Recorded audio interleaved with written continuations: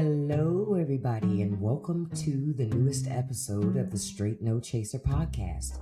I'm your host, Bishop, and today's show, it's gonna be some introspection for certain segments of our audience, but I'm telling you, this is a good conversation. I want to ask y'all something, right? Like, what do you think the point of moving to America would be if the first thing you do is erase the very thing that makes you different, right? Like, why bring your roots here if you're gonna chop them off, right? I'm talking about immigration in this episode, and this isn't an anti-immigrant episode. I want to be clear. This is about protecting what makes you you. That's why I'm doing this episode. That is why I'm doing this, because I think that immigrants to America need to understand one of the beautiful things about, in my opinion, about immigration is the diversity, is the multiculturalism. It's the things that makes this country great. So it's one of the things, right? Because there are many, right? So that's why I wanted to talk about this today. And just note, I'm not here to guilt trip you. That's not the point of this episode. I'm here to make you think about what gets lost when people trade in their culture for the idea of fitting in, right? Because you're going to lose something if your entire goal is to fit in versus be accepted for who you are and what you are at that moment of the interaction. So that's what we're going to talk about in today's episode. Now, when I talk about like this whole immigrant identity erasure, right? For me, it goes back to, I notice for some immigrants, they have some of their children that they don't teach their native language because they're now here in America. Why? Your native language is a beautiful language. It's the language of your people. And if for nothing else, you should want to maintain that, teach it to your children, because it keeps you connected still to your ancestors. It's important to maintain those connections, not to work hard to erase them because you want to assimilate, right? Or sometimes you'll see where people change their names to sound more American. Don't do that. I have some immigrant friends that have done that, where they've changed their name. And then I have others that you just got to learn how to pronounce it. That's really what it comes down to. No, I'm not going to change my identity to make you more comfortable in yours. Because ultimately, that's what it ends up looking like, right? But you don't want to do that. You don't earn any points for doing that. Or you avoid cultural foods, traditions, or even clothing so you can blend in with Americans. No, the beauty in immigration is the fact that people are different and they're bringing their differences with them. That's one of the things that makes everything so awesome. So you shouldn't be dismissing your heritage when it comes up into a conversation. I wouldn't. I never do. Make it clear that this isn't just about pride. It's about your history, your resilience, the perspective of your people. That's how you need to see yourself as an immigrant. To me, immigration is a great thing. It really, really is. It's like, you know what I think, when I see immigration, to me, it's like going to a potluck. When you don't have immigration, you go to a potluck and everybody brings potato salad. Yeah. Ugh. That's not a potluck anymore, beloved. That is a hostage situation. Who wants to be here? Multiculturalism, think about it as a potluck full of all these different dishes and people and experiences. That is the beauty. That is what makes it awesome. So when I see immigrants do everything possible to assimilate so much that they erase who they are, there's no benefit in that. And frankly, if you want, because I am being honest in this discussion, You're essentially giving more energy and validation to people who think that your story has no value because you're afraid to even tell it. You get where I'm coming from? Don't be afraid. Now I can tell you in America there is a long history of forcing assimilation on immigrants, right? You got to understand the history of the country. Think back to and check history books if you're not sure about if what I'm saying is true. But Native Americans, they put Native Americans in boarding schools to try to assimilate them, to think like the American culture. Think about the anti-German sentiment during World War II, anti-Asian laws that were passed, English-only movements. All of that stuff is about forcing assimilation. All of it. All of it. And I know immigrants might be thinking if I talk, look, or act like the majority, I'll be safer. No, you won't. Because let me tell you something. A lot of people, when they when they immigrate to America, they don't realize about the history of racism in America. Let me tell you something. Assimilating does not make them, you won't be more safe with that. If anything, frankly, I think you're less safe with it. You're less safe with it. Because on those moments when who you really are creeps out, you're going to hear a lot of backlash because of it, because they're not going to want to see those things because you've been suppressing them for so long. You've been suppressing them for so long.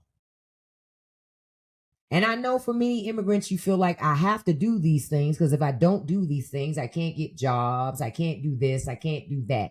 Don't give in to the pressure. Don't give in to the pressure. Because when you give in to the pressure, then you're expected to tow water along with the same people who were working to oppress you. I see the social pressures, the unspoken rule in schools, workplaces, and neighborhoods about people wanting to fit in, not wanting to be seen as different. Let me tell you, different don't mean bad. Different doesn't mean bad, but don't allow people who don't know how to process different to make you think that it's bad because they are limited in their ability to process different. That's on them. That ain't on you. Think about it, like especially when it comes to schools and with immigrant children, a lot of immigrant kids often become like culture interpreters for their parents. But at the same time, they're encouraged to drop that culture in public. We're supposed to forget that, whatever our ethnicity or our race is, we're supposed to forget about all that stuff because we're in the presence of other people and we don't want to make them feel uncomfortable by speaking in our native language. Why? Pop it. Speak it. Now, you need to understand that in America, though, how white is treated in America is different. It's treated as like the default American, but you have to be careful as an immigrant about aligning yourself with that if you're not white, right? Because there's a danger in that. You may think you're safer by aligning with it, but you are not. Because at the end of the day, you are never white. Not in America. A lot of times, immigrants will move here and they will discourage their children from marrying within their culture because they think they'll get further if they marry into white America. That plan probably won't work out as well for you as you may think that it will. They've been certain celebrities who've scrubbed their identities clean to become mainstream accessible. Dean Cain, anyone?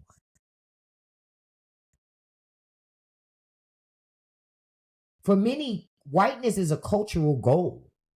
It's kind of like a moving target.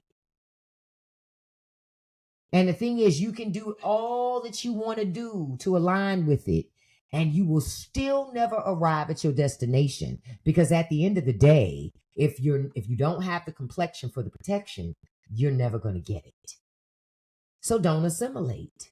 Be you. Lean into that. Because understand, once language is lost, it's impossible to get it back. It is almost impossible. When you get rid of traditions, when you leave behind like that thing that makes your people, you ain't gonna never get it back. When you don't hang on to those generational dishes, things that are aligned with your family, your cultures, your norms, but you don't hang on to those things generations later, you're going to have people in your own family that don't even know the names of those traditional dishes. Why? Because you let it fall by the wayside. It stopped being important to you and your family. Think about the storytelling that you lose with assimilation. Oral histories and family narratives, all that stuff disappears because you're trying to fit in. You don't want to keep bringing up that other stuff. But you should. It's who you are, it's who your people are. And America is supposed to be about you being able to exercise the freedom and lean into that. There is a lens that comes from being both part of and apart from American culture. There really is. That is a very unique perspective, too. That's why it's important to hang on to knowing who you are, who your ancestors are, and not leaving that behind. Because what you don't want to be is the person, like you ever met somebody and they tell you they're Italian, but the only pasta they know is spaghetti. That's cultural bankruptcy. That's somebody who didn't stay connected to their people, their ancestry, and understanding and knowing what things are. So you can't lose sight of the fact that multiculturalism is America's biggest strength. It is. It is the biggest strength that America has because when immigrants erase themselves, the country loses innovation, food, art, and perspectives that challenge that narrow thinking. That's why it's imperative for you to stay 10 toes down on who you are. That's why that's important. Cultural diversity actually protects democracy by widening empathy and understanding. If you're never exposed to other people, their thoughts, their ideals, their challenges, you can't have any compassion and love and any thought for them, frankly. But multiculturalism allows you to get that exposure. See, if America was a song, right? Culture is the harmony. Culture is the harmony because without it, you've just got one flat note playing on repeat. Who wants to listen to that? Not me. Not me. So I'm asking you, if you immigrated to America, have you gone through this thing of trying to what we call whitewash who you are instead of leaning into who you are? Ask yourself, what parts of your identity have you hidden to fit in? Are you passing your culture on to your kids or are you letting that culture fade? What are you doing? Do you view your heritage as an asset or is it seen as a liability for you? These are questions you need to ask yourself. When you look at your friends and your community, right? Do you celebrate what's different or do you only embrace what is the same? You need to look at that and call yourself out on it and have a real conversation about it. Remember, this conversation that I'm having with you in this podcast today is not to shame anyone. It is to protect what makes you unique. I want you to bring your culture to the table, baby, and I want you to be proud. I want you to be loud about it. Do you understand? Be loud about who you are, who your people are. You should be proud, not be afraid to express it. Remember, your culture is seasoning, baby. And without it, This whole place tastes like unseasoned chicken. Ugh. And there ain't nobody coming here for that. Okay? Thank you so much for listening today. Thank you so much. You can find me on multiple platforms. Come on over and join me on Patreon. You can find me on Spotify, YouTube, Substack. I thank you so much for listening to this episode of the Straight No Chaser podcast. And like I always tell you, don't let nobody live rent free in your head. Don't feed the trolls. And you can accomplish anything you put your mind to as long as you stay consistent. Peace.